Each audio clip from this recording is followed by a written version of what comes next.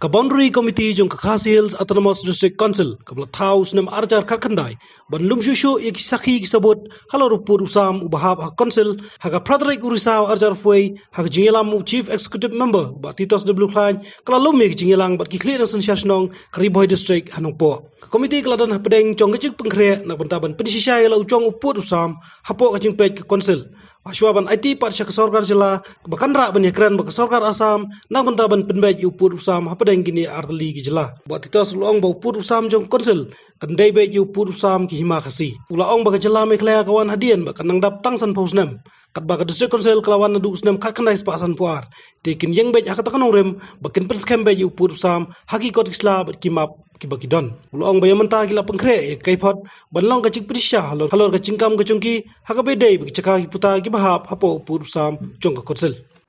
kanika jingkot kacungi yang nika jingalang hangi kalau bahadir bagani ke boundary committee ke ba nila form nadu ka snam ahaja khanda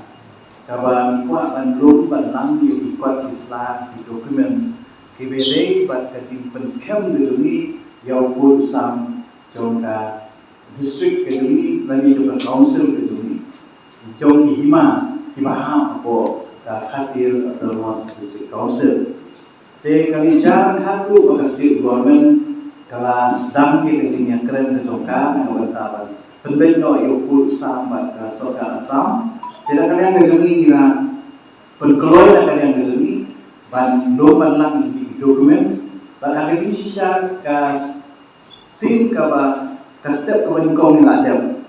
kaba mul bang ni ladam ban pengkre yang report jong ki documents lani kima lani kino ikot isla kaba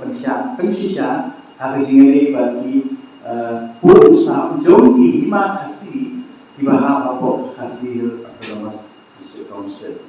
kaba mul ni yang halo kata nomor ba ka territorial state kejogi kakung di mangsi dunia kalau tak tahu. Jadi tak ada ngilo hilang di nongshar mentah kesini kalau bahadir bagi ada solid first round, kini ke final round kalau minang kuat dan jika kedua bermanfaat bagi nama bagi orang tempat selom nama bah hitip kadang ke situation kalau bukan ini atau COVID-19 di Islam ini jengkat di akhir orang yang nampak nambakan kam jangan bertajuki dengan ada ni yo na si di dulu jibut bagi aji mut susu na kalian kesuki ba kundo ni na pencana yang ini ka report ka bagi on ka legal documents ka bagi pun ka council yang ka nomor ban tri yo urusan jadi saya kilang ko menne na kalian ka himajiran kilang terbawa kilang terima tiba kilang yo unjuk rehiman sepuluh kilang ke Islam apa tak terder tebat ka imam lelu kampala dan sore itu Islam dengan mampu lagi para puluh hak ka tayo ka bakhat do jom di menai ban sore no ikut Islam